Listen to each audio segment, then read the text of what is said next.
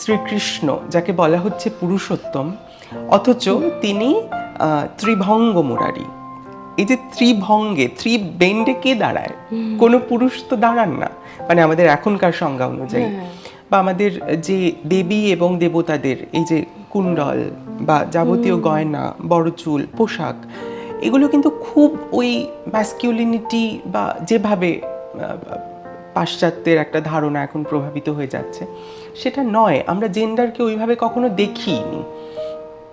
এবং এটা তো গেল একদম ঐতিহাসিক যুগের আগের কথা আমি বলছি, কিন্তু যদি আমরা মুঘল পিরিয়ডেও দেখি, মুঘল পিরিয়ডেও কিন্তু জাহাঙ্গীরনামা, বাবরনামায় দেখা যাচ্ছে যে সেই সময় যারা ট্রান্সজেন্ডাররা ছিলেন, ট্রান্সজেন্ডার টার্মটা তো খুব নতুন, তখন এই টার্মটা ছিল না, কিন্তু যে লোকাল শব্দগুলো ছিল যেমন খোয়াজা সিরা বা এই ধরনের শব্দ, সেখানে কিন্তু দেখা যাচ্ছে যে ট্রান্সজেন্ডার ব্যক্তিরা সম্রাট বা বাদশার অ্যাডভাইজার থেকে শুরু করে তারা দৌত্য করছেন, তারা গুপ্তচর হচ্ছেন, সেনাপতিত্বে তাদের দেখা যাচ্ছে, হারেমের দায়িত্বে তো দেখা যাচ্ছেই, রাজপুত্র রাজকন্যার শিক্ষার দায়িত্বেও থাকছেন।